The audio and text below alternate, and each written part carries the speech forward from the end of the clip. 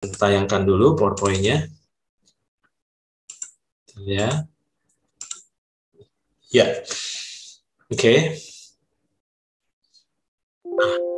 Kita akan belajar malam ini sebuah pelajaran yang saya beri judul keletihan jiwa. Nah, sebelum kita lihat dan belajar dari beberapa ayat, menurut pendapat saya, kita perlu mewaspadai tentang bahaya dari kelelahan. Saya ulang ya, kita perlu sama-sama mewaspadai bahaya dari kelelahan. Nah, apa yang bahaya dari kelelahan? Nah, saya coba melihat dari beberapa sumber, dan ternyata minimal informasi ini menyadarkan kita bahwa ternyata kita perlu berhati-hati dengan kelelahan. Di sini saya mencatat bahwa ada beberapa hal yang dapat terjadi jika Anda sering kurang tidur atau kurang istirahat. Yang pertama, ternyata ini saya baca dengan cepat ya. Ternyata kurang istirahat, karena kita kelelahan dan kita kurang istirahat, kita akan menderita penyakit serius katanya. Nah, saya mencatat di sini bahwa sebanyak 9 dari 10 orang yang menderita insomnia ternyata juga menderita berbagai penyakit serius. Jadi hati-hati kalau saudara susah tidur, karena ternyata tidur itu menjadi kebutuhan buat tubuh kita. Dan di sini dikatakan bahwa dari artikel ini, insomnia sendiri adalah kondisi seseorang yang susah tidur atau sulit tidur nyenyak. Dan salah satu penyakit serius yang dapat diderita oleh penderita insomnia adalah ternyata penyakit jantung. Baik berupa gangguan irama jantung, gagal jantung, maupun serangan jantung. Nah, ketahuilah bahwa tidur ternyata berperan penting dalam kemampuan tubuh untuk memperbaiki kerusakan pada pembuluh darah dan jantung. Nah, artikel ini selanjutnya mengatakan bahwa itulah sebabnya orang yang kurang tidur itu lebih rentan menderita penyakit jantung. Penderita insomnia berisiko lebih tinggi menderita diabetes, obesitas, stroke, tekanan darah tinggi, kanker, serta masalah kesehatan mental seperti gangguan mood dan kecemasan. Dan ternyata ini bersumber di mana kita kurang istirahat. Nah, oke, sekarang yang kedua, apa yang saya temukan bahwa bahaya dari kita kurang istirahat atau kurang tidur? Ternyata mudah sakit dan susah sembuh ternyata. Saya bacakan dengan cepat ya. Sistem kekebalan tubuh ternyata menghasilkan protein-protein yang dinamakan sitokin. Nah, sitokin itu dibutuhkan untuk membantu tubuh melawan infeksi, peradangan, dan stres. Nah, saat kita tidur, ternyata tubuh akan melepaskan sitokin.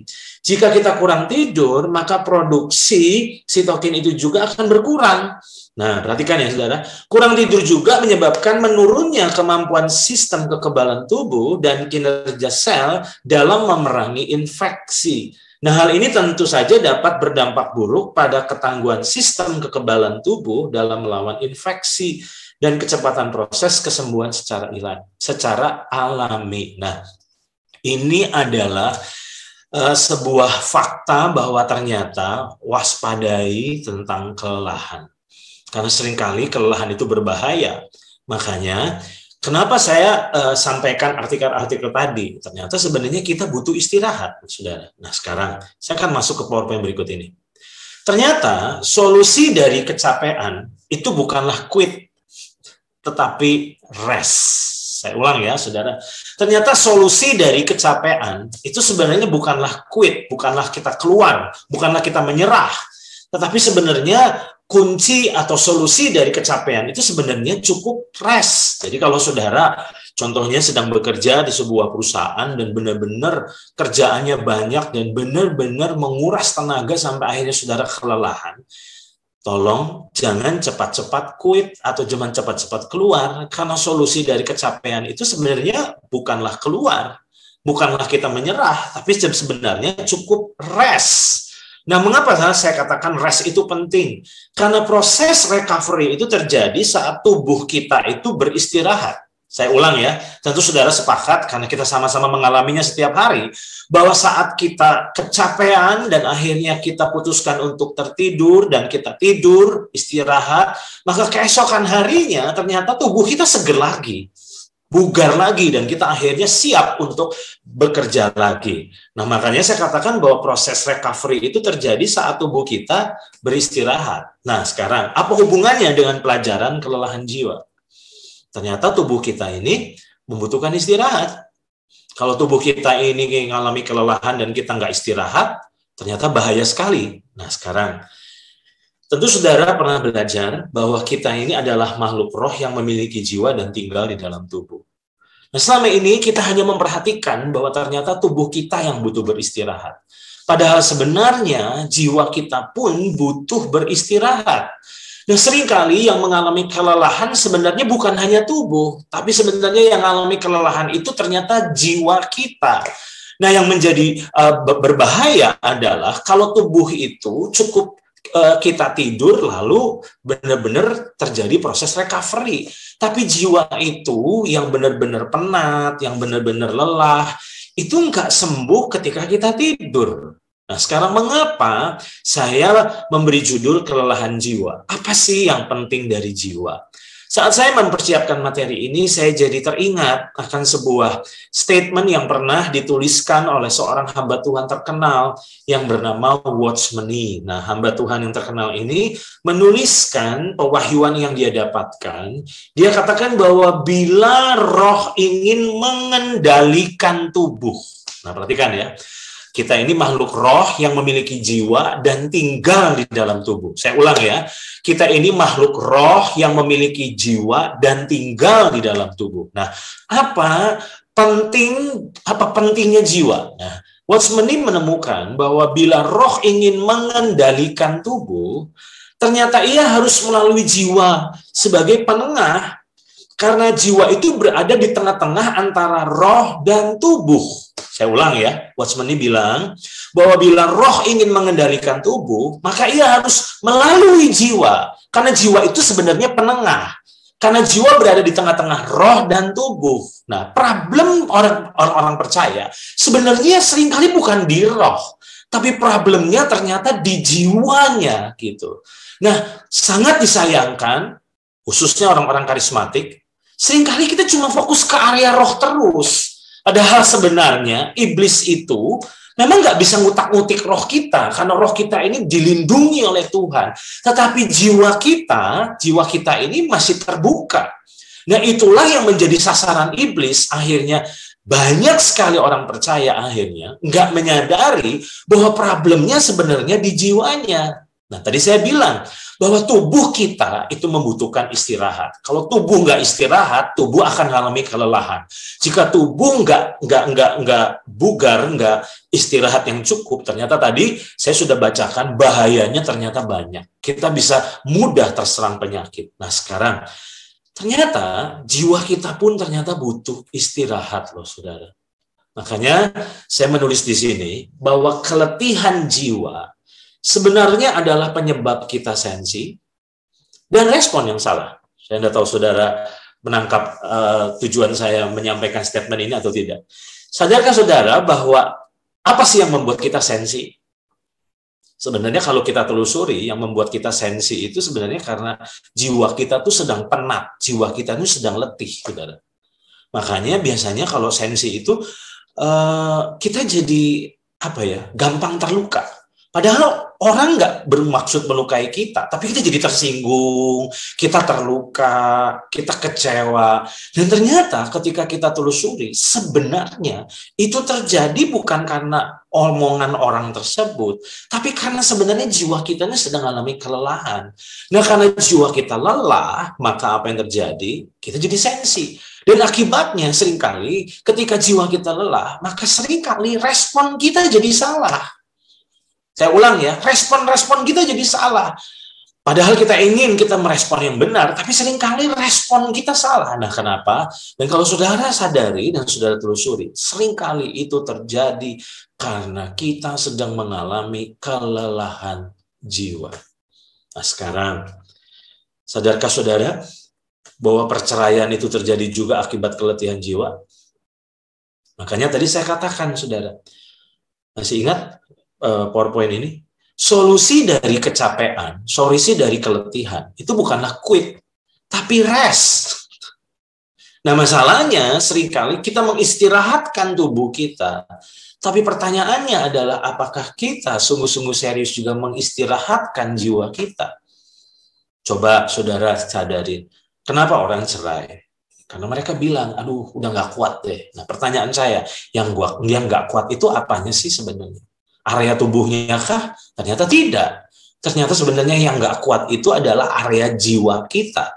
Dan ketika jiwa kita terluka, jiwa kita benar-benar alami kelelahan oleh karena gesekan, konflik, maka akhirnya apa yang terjadi? Jiwa kita letih, dan begitu letih, maka kita berkata, udah deh, kayaknya udahan aja deh. Dan lalu kita berpikir bahwa perceraianlah merupakan solusi dari masalah kita. Padahal sebenarnya saya katakan, perceraian itu terjadi akibat keletihan jiwa. Nah sekarang, apa sih bahayanya kelelahan jiwa atau keletihan jiwa? Nah, coba saudara perhatikan ini. Ternyata saya melihat bahwa jiwa yang letih itu sebenarnya membuat kita sangat rentan terhadap serangan musuh. Coba saudara renungkan. Begitu jiwa saudara letih, begitu jiwa saudara mengalami kejenuhan, hati-hati, karena setan itu biasanya cari celah dan menemukan celah untuk serang kita. Makanya apa yang terjadi? Seringkali akhirnya kita meledak, emosi kita nggak kekontrol, karena ternyata itu terjadi oleh karena jiwa yang letih.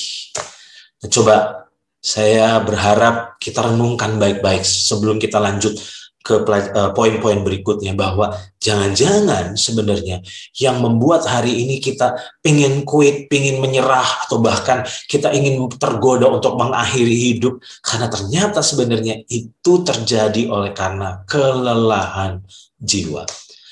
Dan ketika saya mendapatkan poin ini, penyingkapan ini, saya mencoba mencari literatur di perpustakaan ruangan ini. Saya mencoba mencari buku-buku yang membahas tentang jiwa. Dan ternyata saya menemukan salah satu bukunya adalah judulnya Soul Keeping atau Menjaga Jiwa, tulisan dari John Ortberg. Dan saya terkejut ketika saya membaca buku ini, ternyata salah satu bab dari buku ini membahas persis seperti judul yang saya sampaikan hari ini, yaitu kelelahan jiwa. Nah, saya bacakan saja kutipan yang ditulis oleh John Ortberg dalam buku ini. Seorang psikiater Kristen bernama Frank Lake bekerja dengan banyak misionaris. Namun, mereka stres, tuntutan dan kesulitan yang menguasai mereka. Tak lama kemudian, karena stres, akhirnya hidup mereka menjadi kering, pahit, sinis, dan patah semangat. Bayangin ya, ini misionaris. Harusnya misionaris itu kan di garis depan, dan sebenarnya mereka harus punya tanggung jawab besar untuk mengabarkan berita keselamatan. Tapi ternyata mereka itu mengalami stres, tuntutan, kesulitan menguasai mereka, sampai akhirnya mereka kering, pahit, sinis, dan patah semangat. Dan Frank bertemu dengan seorang teolog besar dari Swiss bernama Emil Brunner. Dan mereka mulai merenungkan kehidupan Yesus dalam Injil. Dan sebenarnya sebagai manusia, maka Yesus pun sebenarnya menghadapi stres, kesulitan, dan penderitaan yang hebat. Ingat, saat itu Yesus 100% manusia loh, saudara. Artinya sama seperti kita, yang bisa mengalami stres, karena kesulitan, karena penderitaan. Dan ternyata, namun ia tidak pernah menjadi pribadi yang kasar, sinis, tidak mampu mengasihi, dan burnout. Pernah saudara menemukan di dalam Alkitab bahwa Yesus burnout, Yesus akhirnya kasar, Yesus sinis, Yesus akhirnya nggak mampu mengasihi. Dan ternyata kalau kita lihat di dalam 4 Injil, Yesus itu ternyata selalu bugar. Nah, perhatikan ini. Tidak ada seorang pun yang dapat mengambil sukacitanya. Ketika mereka melihat kehidupan Yesus, ternyata mereka melihat satu pola yang berbeda dari pola hidup para misionaris yang dilihat oleh Frank. Semua umat manusia ternyata menghadapi tantangan, penderitaan, tuntutan. Akan tetapi, nah perhatikan kalimat ini, tulisan dari John Ortberg. Yesus hidup dalam ritme ilahi, di mana anugerah terus-menerus mengalir di dalam dia, dan kemudian mengalir keluar dari dia. Jadi kalau saudara perhatikan, kenapa Yesus itu nggak pernah burnout, nggak pernah sensi, karena ternyata Yesus itu punya ritme. Nah menarik sekali. Nah, kita akan belajar apa sih ritme Yesus, apa sih rahasia Yesus. Nah sekarang, Saya masuk ke PowerPoint berikut ini. Sadarkah saudara bahwa malas atau menolak beristirahat sebenarnya itu adalah tindakan bodoh yang merugikan dan merusak diri? Saya ulang. Malas atau menolak beristirahat secara tubuh, beristirahat secara jiwa, sebenarnya itu adalah tindakan yang bodoh. Mengapa saya katakan bodoh? Karena itu adalah merugikan dan bahkan merusak diri. Nah, banyak hari-hari ini kita nggak menyadari bahwa ternyata jiwa kita ini butuh istirahat. Nah, perhatikan, saudara, lihat ini. Tanpa sadar, nah ini sebuah peringatan yang saya mau lepaskan lewat kesempatan ini. Tanpa sadar, seringkali kesibukan itu bukanlah sebuah keharusan, tapi merupakan pelarian dari kekosongan dan keletihan jiwa. Saya banyak menemukan di meja-meja konseling bahwa ternyata orang itu sibuk sebetulnya bukan karena keharusan, tapi merupakan pelarian. Ada aja yang dikerjain, ada aja yang diberesin, ada aja yang benar-benar yang harusnya kita bilang istirahat, tapi enggak. Nah, kenapa?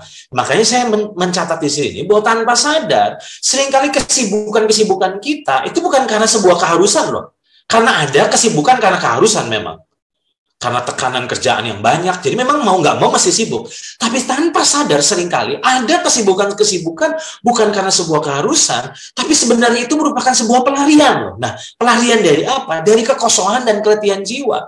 Saya nggak akan pernah lupa satu kali saya konseling dengan seseorang yang sedang mengalami nyaris kehidupannya hancur. Karena hampir saja salah ngambil keputusan. Dan ternyata setelah saya cek, saya ngobrol dari hati ke hati, ternyata saya bilang, kenapa? Bapak ini sibuk sekali ya? Oh iya, sibuk sekali, dia bilang. Oh, bangga banget dengan cerita kesibukannya. Tapi ternyata saya bilang gini, Pak, sadar nggak bahwa seringkali kesibukan Bapak itu bisa jadi pelarian? Di mana apa? Di mana Bapak sebenarnya jiwanya kosong, jiwanya letih. Padahal sebenarnya hati-hati dengan keletihan jiwa. Karena keletihan jiwa membuat kita rentan terhadap serangan musuh. Kenapa ada banyak hamba-hamba Tuhan jatuh di saat digoda? Karena sebenarnya waktu jiwanya letih. Waktu jiwanya letih, iblis melihat kesempatan dan akhirnya disitulah akhirnya dia menjatuhkan. Nah sekarang, kalau tadi saya katakan tubuh kita butuh istirahat. Jiwa kita juga ternyata butuh istirahat. Sebab kalau nggak istirahat, kita bisa sensi, kita bisa akhirnya bisa temperamen, kita akhirnya lost control, dan akhirnya merusak banyak aspek dalam kehidupan kita. Nah sekarang saya akan masuk ke poin berikutnya. Bagaimana caranya mengistirahatkan jiwa? Kalau memang bukan hanya tubuh yang butuh istirahat, tapi jiwa kita juga butuh istirahat. Maka pertanyaannya adalah bagaimana caranya mengistirahatkan jiwa? Nah yang saya dapatkan dari pembelajaran pribadi saya dengan Roh Kudus adalah ternyata cara mengistirahatkan jiwa adalah solitude. Nah, kata solitude adalah mungkin satu kata yang asing bagi telinga banyak kita. Nah, makanya saya ingin meminjam definisi solitude dari Richard Foster. Richard Foster itu mendefinisikan bahwa solitude itu adalah disiplin kesendirian dan disiplin keheningan. Nah, perhatikan, solitude itu ternyata adalah kita mendisiplin diri dalam kesendirian. Nah, banyak kita kan waktu sendirian tuh kita tuh nggak ngerasa nyaman. Makanya akhirnya seringkali komunitas kumpul-kumpul tuh menjadi tempat pelarian dari kekosongan jiwa. Karena kita nggak berani untuk kita benar-benar meluangkan waktu dalam kesendirian. Nah, perhatikan, Richard Foster berkata solitude itu disiplin dari kesendirian dan disiplin dari keheningan. Nah, kalau saudara berkata, Pak, saya ini kan kesendirian juga kok. Saya di kamar, masuk kamar, kunci pintu. Nah, pertanyaan saya, apa yang saudara lakukan? Kalau saudara masuk kamar, terus akhirnya saudara pegang HP dan saudara lihat Instagram, lihat Facebook, sebenarnya saudara tidak sedang solitude. Karena solitude itu sebenarnya adalah disiplin kesendirian dan disiplin keheningan.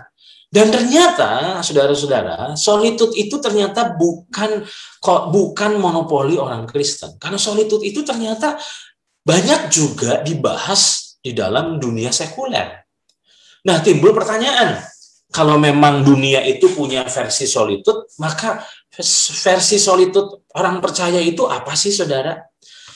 Saya ulang ya, solitude itu ternyata bukan monopoli orang Kristen, karena orang-orang non-Kristen pun ternyata mengenal kata solitude loh. Tapi yang kita bahas ini adalah solitude versi orang percaya. Nah, tadi saya katakan saya sempat melihat, mencari beberapa literatur untuk melengkapi pelajaran ini. Dan akhirnya saya menemukan sebuah buku tulisan dari Peter Scazzero. Nah, Peter Scazzero ini menulis sebuah buku yang sungguh terkenal dan jadi berkat buat banyak orang. Judulnya adalah Emotionally Healthy Spirituality. Nah, di buku ini Peter Scazzero menulis bahwa solitude adalah kegiatan menyendiri dari orang lain. Nah, bukan karena kita terluka sama orang lalu kita narik diri, bukan. Jadi solitude adalah kegiatan menyendiri dari orang lain dan segala sesuatu untuk berfokus pada Allah, bukan berfokus pada HP. Oke, berdiam adalah kegiatan menenangkan setiap suara di dalam dan di luar untuk berfokus hanya pada Allah. Jadi solitude itu ketika kita ambil waktu untuk tenang, untuk benar-benar diam, gak ngapa-ngapain, dan sebenarnya saya melihat bahwa itu adalah bentuk jiwa kita beristirahat. Solitude mungkin, Peter Scazzero melanjutkan, disiplin rohani yang paling menantang dan paling jarang dilakukan oleh orang Kristen pada masa kini. Kita hidup dalam sebuah dunia yang bising, penuh distraksi. Kita umumnya takut akan keheningan. Coba perhatikan, saudara. Peter Scazzero katakan kita ini pada umumnya takut akan keheningan. Jujur, waktu hening itu kita tuh tersiksa loh tanpa sadar. Nah, penelitian mengatakan bahwa suatu kelompok pada umumnya hanya tahan berada dalam keadaan diam selama 15 detik. Dan ibadah gereja kita umumnya menegaskan hal ini, saudara. Coba saudara perhatikan ini.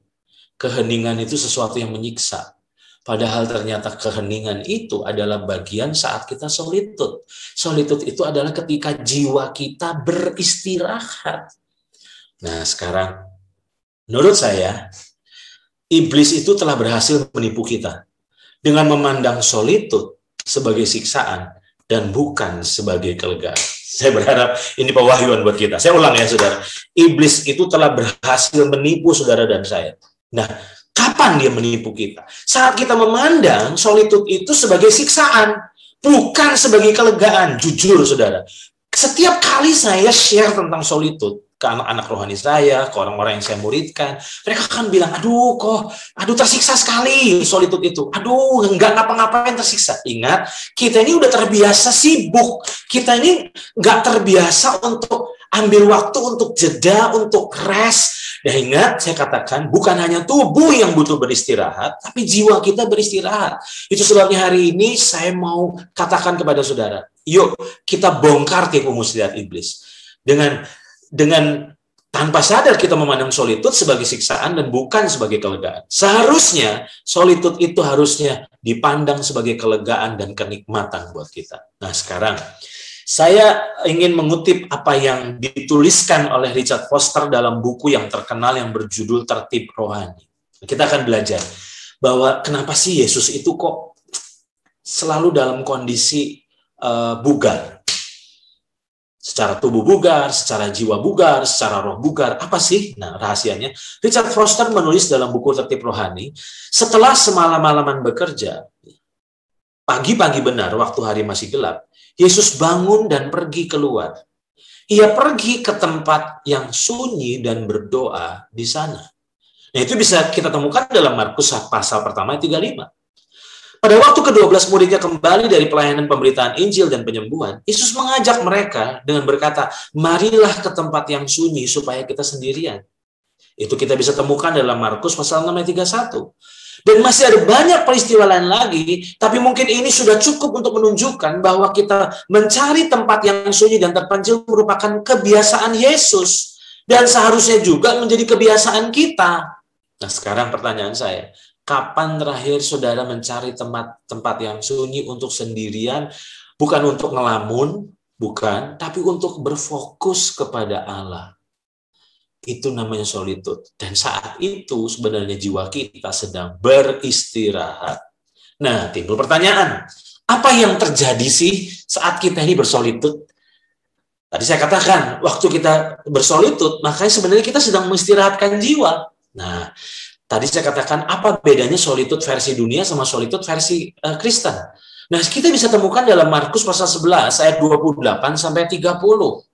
Ini ayat yang terkenal sekali, yang disukai oleh banyak orang Kristen. Tapi coba saudara perhatikan ayat ini. Kita akan belajar malam ini. Marilah kepadaku semua yang letih lesu dan berbeban berat. Jadi ingat, Yesus mengundang orang yang letih lesu dan berbeban berat. Aku akan memberi kelegaan kepadamu. Di dalam terjemahan The Passion Translation digunakan kata, are you weary, carrying a heavy burden? Come to me. I will refresh your life. Saya tertarik dengan kata come to me. I will refresh your life. Saya tertarik dan saya tekankan sekali lagi, come to me. Jadi solitude itu bukan waktu kita sendirian untuk main HP. Bukan. Solitude itu ketika kita ngambil waktu untuk sendirian dalam keheningan, kita datang pada Tuhan, karena di situ Tuhan berkata, I will refresh your life. Nah, ada yang menarik perhatian saya ketika saya membaca Matius 11 ayat 28, yaitu, marilah kepadaku semua yang letih lesu dan berbeban berat, aku akan memberi kelegaan kepadamu. Apa yang menarik perhatian saya? Mengapa Tuhan memberikan kelegaan, bukan kekuatan? Saudara paham?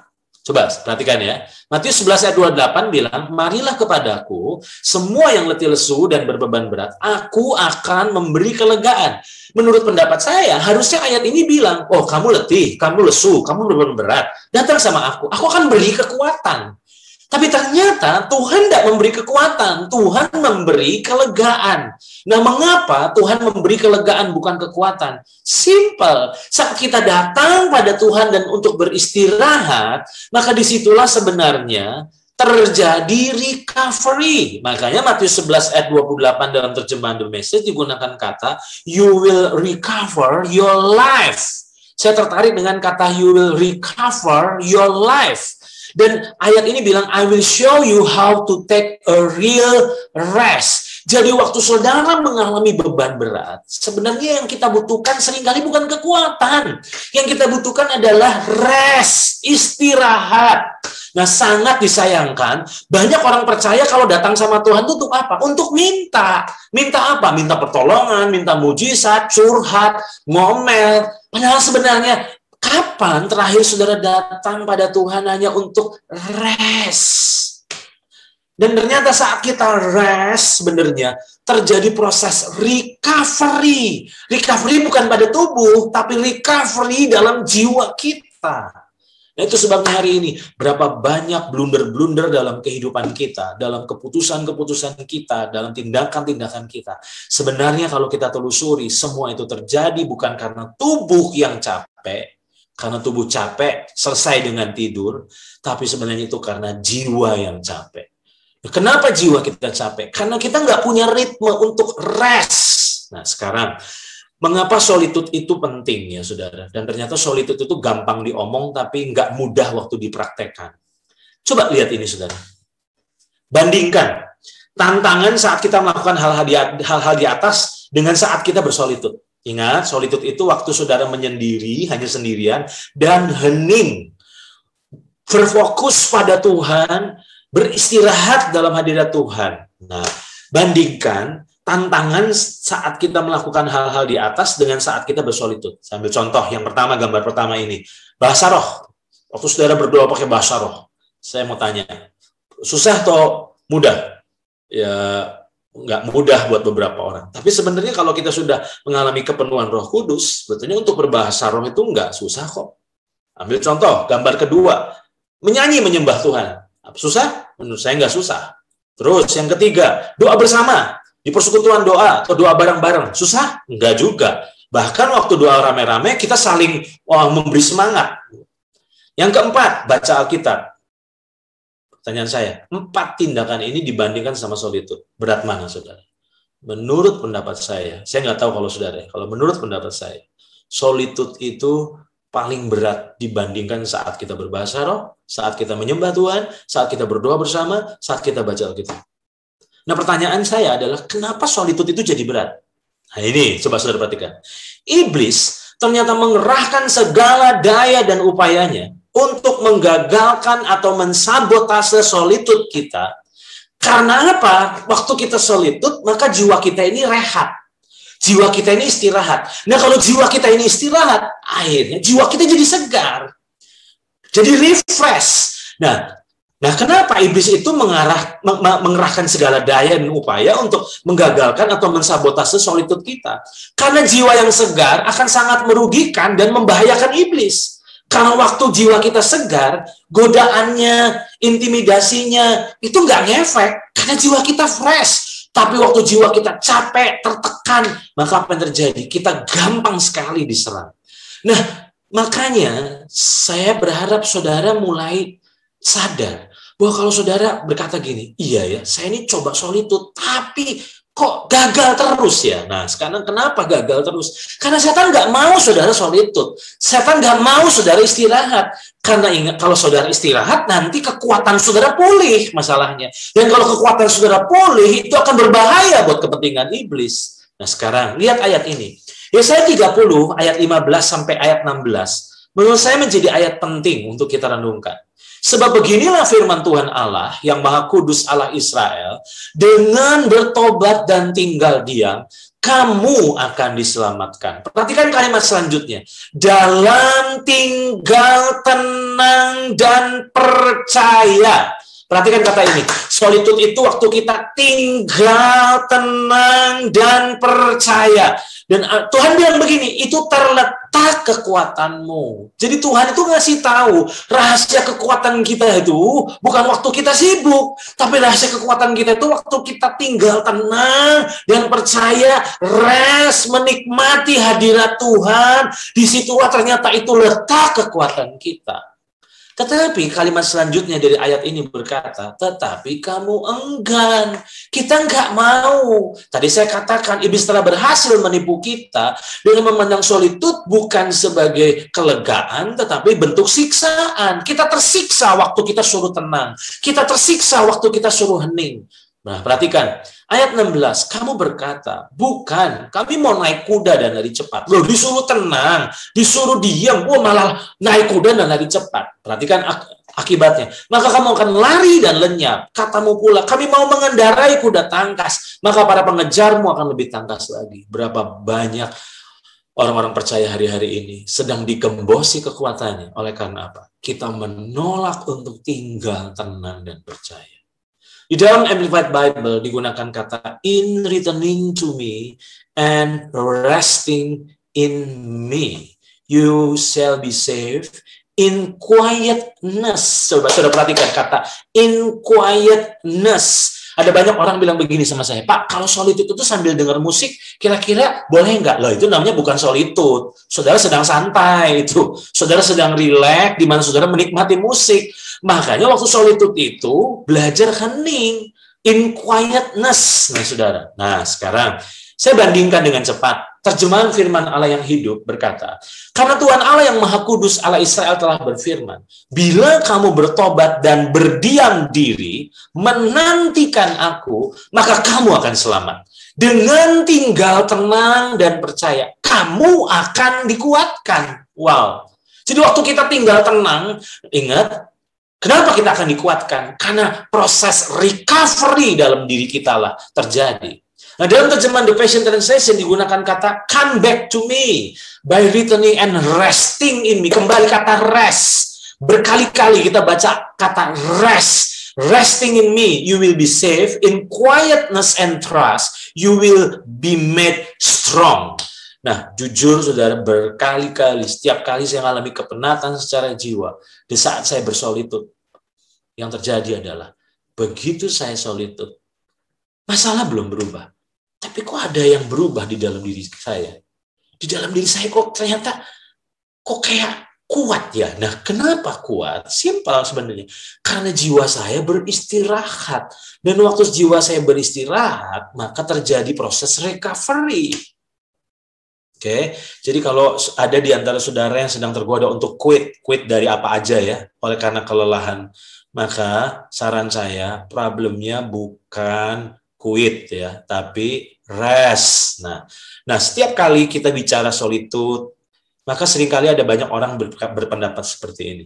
Mengistirahatkan jiwa itu sebenarnya bukanlah mengosongkan pikiran, tapi mengarahkan pikiran tertuju pada Tuhan. Karena ada banyak orang bilang, waktu solitude gimana? Ngapain? Loh, menurut saya sih nggak perlu ngapa-ngapain. Saya mau tanya, kalau saudara istirahat secara tubuh, tidur, tubuh saudara ngapain? Nggak ngapa-ngapain, rest. Dan gimana jiwa saudara rest? Ya nggak ngapa-ngapain, bener-bener rest. Rest bukan mengosongkan pikiran. Mengosongkan pikiran itu yoga. Nah, yang dimaksud solitude itu bukan seperti yoga, kosongin pikiran, nggak usah mikir apa-apa. Enggak. Mengistirahatkan jiwa yang saya maksudkan adalah bukan mengosongkan pikiran, tetapi mengarahkan pikiran untuk fokus tertuju pada Tuhan. Dan sadarkah saudara, jiwa yang lelah dan jiwa yang gaduh dalam diri kita adalah merupakan penyebab orang percaya kesulitan mendengar dan mengenali suara Tuhan? Seringkali kita bilang gini, kok kayaknya Tuhan nggak ngomong ya? Nah, masalahnya bukan Tuhan nggak ngomong. Ada banyak kali Tuhan udah ngomong, tapi karena jiwa kita gaduh, jiwa kita ini lelah dan gaduh, ramenya minta ampun, maka seringkali Roh Kudus ngomong kita nggak dengar. Dan saudara sadar Roh Kudus itu nggak pernah teriak-teriak sama kita, suaranya lembut. Nah, kalau jiwa kita nggak tenang, maka kita akan kesulitan untuk mengenali Roh Kudus. Aneh, waktu jiwa saudara tenang, saudara jadi lebih peka loh sama suara Roh Kudus. Jadi masalahnya, kalau mungkin saudara bilang ini, Tuhan kayaknya nggak pernah ngomong sama saya. Bukan masalah nggak pernah ngomong. Kalau saudara anaknya, kalau saudara lahir baru, kalau saudara domba-dombanya, pasti gembala akan bicara kepada saudara. Nah masalahnya kenapa ada banyak orang percaya berkata, kok kayaknya sulit banget ya dengar suara Tuhan. Bukan sulit dengar suara Tuhannya, karena jiwamu gaduh. Nah coba saudara menyadari statement saya ini, sebelum berdoa, kita digoda untuk melakukan hal-hal yang buruk. Tapi saat kita berdoa, kita digoda untuk melakukan hal-hal yang baik. Coba, waktu kita ambil waktu, doa yang dimaksud itu solitude ya, tinggal tenang. Bukan doa bahasa roh, bukan doa pujian penyembahan, bukan. Doa yang lagi dimaksudkan konteks ini adalah doa yang solitude. Sebelum kita berdoa, sebelum kita tinggal tenang dalam hadirat Tuhan, kita ini digoda untuk melakukan hal yang buruk. Wah, dosa A, dosa B, dosa C, kita digoda. Tapi aneh, saat saudara memutuskan untuk tinggal tenang dalam hadirat Tuhan, justru godaannya bukan untuk melakukan hal-hal yang buruk, tapi godaannya justru untuk melakukan hal-hal yang baik. Contohnya, ambil contoh, saudara nanti setelah selesai CKC ini, saudara ambil keputusan untuk nggak langsung tidur, tapi saudara ambil waktu untuk masuk ke kamar, dan saudara tinggal tenang. Begitu saudara ambil waktu untuk diam aja tenang, baru aja 3-4 detik, langsung pikirannya bilang, itu pintu udah ditutup belum ya? Udah dikunci belum ya? Waduh, di situ saudara punya pilihan, lanjut atau enggak. Terus saudara bilang, waduh bahaya, nanti pencuri bisa masuk. Lalu saudara turun dan saudara cek pintu dan ternyata pintunya udah dikunci. Lalu saudara berkata, lanjut lagi lah. Begitu saudara masuk kamar lagi untuk tinggal tenang, baru 3-4-5 detik, baru langsung bilang ini. Itu ngomong-ngomong kompor tadi masih nyala atau udah dimatiin ya? Ada aja godaannya. Dan disitulah ada banyak orang gagal bersolitude. Karena nggak ngerti bahwa trik setan adalah waktu kita belajar untuk solitude tinggal tenang. Pikiran itu berkecamuk luar biasa. Makanya saya sering berkata, kalau saudara ini pelupa, sering-seringlah solitude. Karena waktu solitude ada banyak yang jadi diingetin. Nah sekarang, banyak orang berkata kepada saya sudah coba, tapi masalahnya nggak gampang. Aduh, pikirannya, godaannya kacau sekali. Nah, saya mau bilang sama saudara, perhatikan gambar ini. Jangan pernah menyerah dan berputus asa terhadap keliaran jiwa. Karena ada banyak orang menyerah akhirnya, waktu pikiran berkecamuk. Nah, seringkali waktu godaan itu kita ladenin, kita responin. Maka percayalah, saudara nggak akan pernah bisa solitude. Ambil contoh. Tadi saya katakan ya, pintu udah dikunci belum ya? Saudara cek pintu. Begitu selesai, kembali lagi mau doa, itu ngomong-ngomong kompor dimatiin belum ya? Langsung saudara cek ke dapur. Balik lagi, ada aja sampai akhirnya saudara gagal solitude. Tadi saya sudah katakan, kenapa setan itu ngegoda banget waktu kita solitude? Karena waktu solitude, jiwa kita rest. Makanya tadi saya katakan, waktu bahasa roh, kita nggak sesulit waktu solitude, saudara. Waktu pujian penyembahan, nggak sulit menurut saya. Lebih mudah pujian penyembahan daripada solitude. Doa bareng-bareng, wah itu lebih semangat lagi. Tapi bandingkan dengan solitude. Perhatikan ya, makanya saya katakan, jangan pernah menyerah dan berputus asa terhadap keliaran jiwa. Nah, saat saya mempersiapkan materi ini, ada sebuah pewahyuan yang saya berharap ini akan mencerahkan kita. Seperti seorang nahkoda kapal, setelah menetapkan tujuan, maka tangannya itu akan selalu memegang kemudi. Untuk apa? Untuk memastikan angin dan ombak itu mengarahkan kapalnya ke tujuan yang lain. Untuk memastikan angin ombak tidak mengarahkan kapalnya ke tujuan lain. Jadi saya ulang ya, waktu nahkoda kapal itu menentukan destinasinya, tujuannya, maka akhirnya apa terjadi? Dia mulai setting kapal itu. Dan tentu saudara tahu bahwa waktu kapal itu mulai gerak, pasti akan mulai ketemu sama angin, ketemu sama ombak. Nah, kenapa si nahkoda itu nggak tidur aja?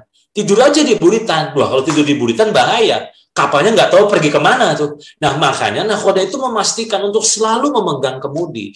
Karena waktu angin dan ombak itu mau menyimpangkan ke arah yang lain, dia akan pastikan untuk kembali pada arah yang sudah dituju. Nah, sekarang saya mau kasih langkah praktis kepada saudara. Waktu saudara ambil keputusan, saya mau solitude, saya mau belajar mengistirahatkan jiwa. Untuk tinggal tenang, fokus sama Tuhan, nikmati kehadiran Tuhan yang ada dalam diri saya. Begitu saudara ngambil keputusan itu, ingat, saudara ini seperti seorang nahkoda kapal yang udah menetapkan tujuan. Saudara mesti fokus, ambil contoh. Waktu saudara solitude, maka apa yang terjadi? Tiba-tiba godaannya itu apa yang terjadi? Angin dan ombak itu ngarahin pikiran kita kemana? Nanti habis ini makan apa ya?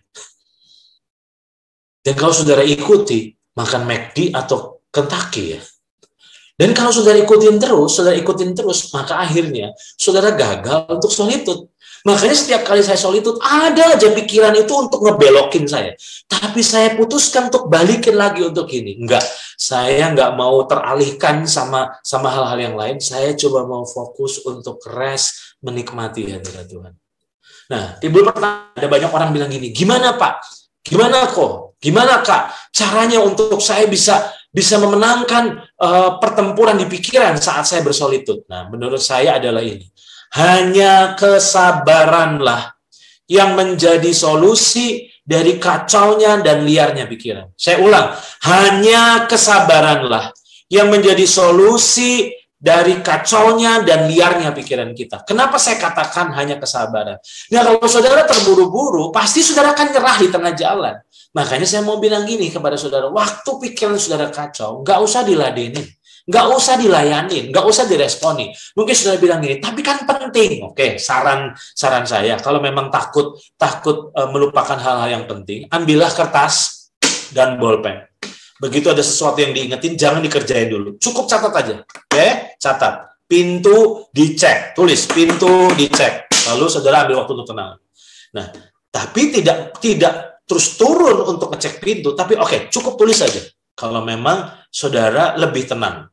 Tapi biasanya yang saya lakukan adalah kesabaran. Saya selalu bilang gini, nggak usah diladenin, diam aja tenang, belajar untuk tenang. Mau coba diganggu konsentrasi, tapi tetap belajar untuk fokus pada Tuhan. Dan ternyata saya melihat, kalau kita sabar saja, pikiran kita tuh kehabisan ide, setan itu kehabisan ide untuk ganggu pikiran kita. Nah sekarang, berdiamlah dan tenanglah. Sampai kapan sih? Sampai kita kenyang dengan damai sejahtera. Jadi mungkin saudara berkata gini, kapan atau gimana saya bisa tahu solitude saya ini sudah berhasil atau belum? Simple. Cirinya adalah waktu saudara ngerasain menikmati damai sejahtera Tuhan. Aneh, waktu saudara udah ngalami damai, itu waktu udah nggak kerasa banget. Tapi memang waktu coba untuk nenangin pikiran, nguasai pikiran, itu yang setengah mati memang. Tapi waktu saudara sabar, belajar untuk sabar, tenang aja, tenang, sabar, tenang, tenang. Dan begitu saudara tenang di titik itu, saudara akan mulai merasakan damai sejahtera yang melampaui segala akal pikiran itu. Mulai saudara rasakan. Disitulah solitude berubah dari yang semula siksaan, berubah menjadi kenikmatan. Simpulan saya, sebentar lagi saya selesai. Beristirahat ternyata membutuhkan waktu yang cukup. Sama seperti tidur juga butuh waktu yang cukup. Dan nggak bisa terburu-buru. Solitude juga ternyata nggak bisa terburu-buru. Makanya saudara perlu setting waktunya. Waktu terbaiknya bagaimana? Pagi-pagi kah? Siang kah? Terserah. Tidak ada yang baku. Walaupun ada yang berkata memang yang lebih ideal adalah di pagi hari karena semuanya masih segar. Saya setuju dengan itu. Kalau memang saudara melihat bahwa pagi hari adalah waktu yang terbaik, lakukan itu. Nah, catatan saya adalah beristirahat membutuhkan waktu yang cukup dan tidak bisa terburu-buru. Nah, waktu saudara udah mulai merasakan damai sejahtera, jangan buru-buru selesai. Tenang, nikmati damai itu. Dan waktu saudara nikmati damai itu, proses recovery sebenarnya terjadi. Sekarang, apa yang terjadi waktu kita solitude? Mazmur 46 ayat 11 bilang begini, diamlah dan ketahuilah bahwa akulah Allah. Berapa banyak setiap kali kita solitude, seringkali Tuhan kasih bonus bukan cuma jiwa yang rest, tapi ada pengenalan akan Tuhan. Ada pewahyuan yang Tuhan singkapkan. Bukan hanya rest, bonusnya adalah biasanya di situ ada hal-hal yang mulai Tuhan sadarkan. Pengertian-pengertian yang Tuhan singkapkan. Itu adalah bonus saat kita solitude. D.L. Moody, seorang hamba Tuhan terkenal, mengatakan bahwa jika saya dapat menjadikan seseorang yang tidak beriman untuk hening selama 5 menit, dan mengajaknya untuk berpikir tentang keabadian, saya dapat menuntunnya kepada keselamatan. Saya tidak usah mengucapkan sepatah kata pun. Yang ngomong ini D.L. Moody, saudara. Berarti dia tahu betapa powerfulnya saat kita hening. Masalahnya dari banyak orang Kristen hari ini, kalau suruh hening jadi tersiksa. Karena kita udah terbiasa ribut. Padahal ternyata keheningan itu dibutuhkan buat jiwa kita untuk rest, untuk tenang. Mengistirahatkan jiwa, menurut saya kesimpulannya adalah menikmati kehadiran Tuhan yang di dalam. Tuhan nggak pernah jauh dari kita. Jadi waktu kita rest, sebenarnya yang kita lakukan adalah nggak ngapa-ngapain. Udah tenang aja, tenang. Tenang dan mulai menyadari, ingatkan dirimu bahwa Tuhan ada di dalam dirimu. Hadiratnya nggak pernah jauh dan nggak pernah meninggalkanmu. Di situ engkau boleh menikmati kehadirannya. Nah, bonus yang lain tadi, saya katakan bonus untuk solitude itu seringkali kita disingkapkan tentang pengenalan akan Tuhan. Yang kedua, menurut saya adalah ini. Waktu kita solitude, tinggal tenang, maka yang saya dapatkan pewahyuan adalah dari Matius 6 ayat 30. Jadi jika demikian, Allah mendandani rumput di ladang yang hari ini ada dan besok dibuang ke dalam api. Tidakkah ia akan terlebih lagi mendandani kamu, hai orang yang kurang percaya? Saya tertarik dengan kata mendandani. Nah, satu kali saya nggak akan pernah lupa ketika Tuhan singkapkan ini.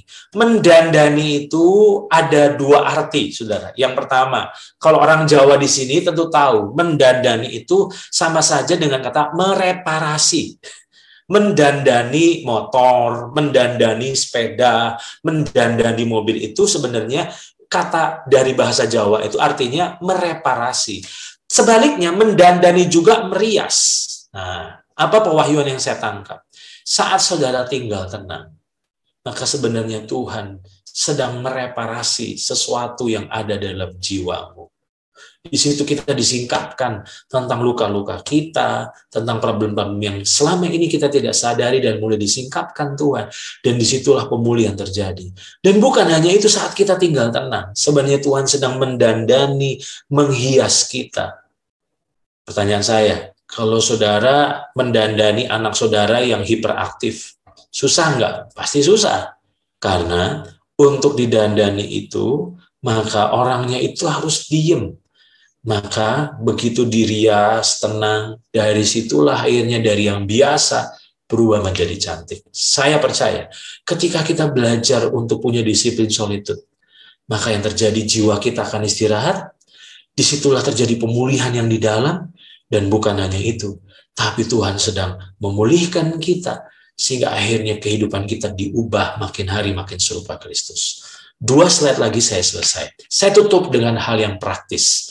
Sebuah buku tulisan dari Ruth Haley Barton berjudul Sacred Rhythm. Dia menulis, atau dalam bahasa Indonesianya Irama Kudus, Ruth Haley Barton menuliskan begini, pilihlah, ini tips praktis untuk solitude, pilihlah sebuah tempat yang terasa nyaman dan aman bagi Anda. Jadi bisa di kamar, bisa di halaman, bisa di mana aja. Oke? Tapi yang penting, nyaman dan aman bagi Anda. Tempat yang memungkinkan Anda untuk terbuka dan tersedia bagi hadirat Allah. Kursi favorit rumah, halaman belakang rumah, jika keadaannya tenang. Perhatikan ya, ambillah sikap dalam posisi tubuh yang nyaman bagi Anda. Jadi nggak mesti berlutut. Ada waktunya boleh berlutut, boleh duduk, silakan. Jika ambillah sikap dalam posisi tubuh yang nyaman bagi Anda, dan duduklah diam selama beberapa saat, bernafas dalam-dalam, menyadari apa? Kehadiran Allah bersama Anda, dan hasrat untuk hadir bersama Allah. Saya akan tutup dengan slide terakhir ini. Menurut saya, solitude itu sama saja seperti kita berlatih gitar. Yang kita pelajari malam ini kelihatannya enak didengar, enak diomongin, tapi nggak mudah dilakuin. Karena tadi saya katakan, waktu solitude, godaannya banyak sekali. Tapi saya mau bilang, jangan menyerah. Sama seperti kalau orang ingin belajar gitar. Wow, semangat banget pengen gitar, ingin bisa main gitar. Coba, waktu saudara pertama berlatih, maka tangan saudara pasti akan terluka. Di situ saudara akan tergoda. Mau terus? Sampai akhirnya tangan saudara kapalan, jari-jari saudara kapalan, atau saudara menyerah? Dan seringkali waktu pertama itu sakitnya nggak enak banget. Tapi kalau saudara nggak menyerah, maka saudara akan punya kemampuan bermain gitar. Tapi buat orang yang menyerah, akhirnya dia nggak pernah bisa main gitar. Cuma ingin bisa main gitar. Demikian pula dengan solitude. Solitude itu gampang diomongin, enak diomongin. Tapi waktu dipraktikin, itu nggak mudah. Tapi bukan berarti kita nggak bisa. Doa saya, setiap kita mulai menyadari pentingnya bukan hanya tubuh kita beristirahat, tapi jiwa kita juga beristirahat. Tuhan memberkati kita semua. Saya berharap nanti di forum selanjutnya kita bisa share, kita bisa tanya jawab, bisa bagi pengalaman, sehingga akhirnya memperkaya pemahaman kita akan pelajaran ini. Tuhan memberkati saudara. Saya serahkan kepada Edwin. Silakan, Edwin. Ya, makasih Koan. Ya.